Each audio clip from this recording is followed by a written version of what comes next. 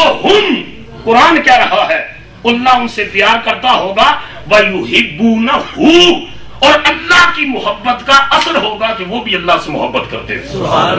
मगर कुरान मजीद ने पहले अल्लाह की मोहब्बत की बात की कि जिसको अपनी राह में आने की सआदत, अपनी राह में पैसा खर्चने की तौफीक, अपनी राह में अपना वक्त लगाने की तौफीक, दिन भर मजदूरी और मेहनत करके पैसा निकालने के लिए नफ्स तो नहीं चाहता कि पैसा निकले, लेकिन जब खुदा का कर्म होता है तो वो इस वादे पर कि उसका वादा है जो मेरी राह में खर्च करता है, मैं दुनिया में 10 गुना, आखिरत में 70 गुना अता फरमाऊंगा, तो फिर वो निकल खड़ा होता है। और कुरान मजीद इस पर आपको बाइसे तबरीक है आप कि जिनको अल्लाह पाक ने इस मस्जिद की तामीर की ये सादत बख्शी है, युहिब्बुहुम, पहले अल्लाह ने उनसे मोहब्बत करवाई, पहले अल्लाह उनको का इम्तिहान करता है, अल्लाह उनको चुन लेता है, और जब चुन लेता है तो उसके बाद फिर उनके लिए जिंदगी के रास्तों को आसान फरमा देता है। वयुहिब्बूनहु, और अल्लाह की मोहब्बत का असर होता है कि वो भी खुदा से मोहब्बत करते हैं, वो भी खुदा की चाहत में अपना सब कुछ लुटाते हैं, वो भी खुदा की रास्ते में निकलते हैं। हुजूर सल्लल्लाहु अलैहि वसल्लम के सहाबा कराम ने इस रास्ते में शैतान भी विसवसे डालता है, और लोग भी कहते हैं छोड़ो ये मौलवियों का काम है, ये मौलवियों का काम है, दीन का झंडा लेकर निकलना, ये मौलवियों का काम नहीं, हर उस शख्स का काम है जिसने पढ़ा है ला इलाहा इल्लल्लाह मुहम्मदुर रसूलुल्लाह। और इस रास्ते में हजारों रुकावटें आए, आशिक़ सादक और बावफा वही है जो सारी रुकावटों को अबूर करके, एक सहाबी को मैदान जंग में तीर लगे तो जिस्म जख्मों से चूर चूर हो गया, और कहा कि मुझे उठाकर मुझे मेरे आका मोहम्मद की बारगाह में ले चलो। और जब ले गए उन्होंने अपने जिस्म को घसीट कर अपने लब कदमैने मुस्तफा पर रखे और एक नारा लगाया, और वो नारा ये था, फुज़्तु बिरब्बिल काबा, रब्बे काबा की कसम, मैं जिंदगी की बाजी जीत के जा रहा हूं, मैं जिंदगी की बाजी जीत के जा रहा हूं। कौन है माई का लाल जो इस कदर दुनिया को मैसेज दे के जा रहा हो कि दुनिया में जिंदगी बसर करने वाला, असल जिंदगी उसकी कामयाबी से गुजरी है जिस पर खुदा भी खुश है, मदीने वाला रसूल भी खुश है। हजूर के एक सहाबी हैं हजरत साद रज़ी अल्लाह ताला, उन्होंने कलमा पढ़ा, मुसलमान हुए। अभी ऐसा माहौल था, एनवायरमेंट ऐसी थी कि उस एनवायरमेंट और माहौल में कलमा पढ़ना एक पूरे खानदान से हटकर एक नई चीज, एक नई आइडियालॉजी को वापस आए तो मां ने बड़ी मोहब्बत से प्यार से कहा, बेटा देखो ये नए लोग हैं, पता नहीं चंद दिन चलेंगे उसके बाद खत्म हो जाएंगे, तुम इस रास्ते से हट जाओ। लेकिन बेटे ने कहा साथ में, मां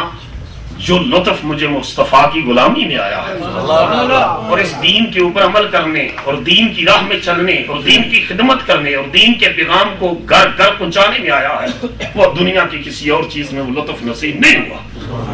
माँ ने बहुत कोशिशें की लेकिन बेटा इस बात पर ना आया, तो फिर माँ ने दूसरा रास्ता इख्तियार किया।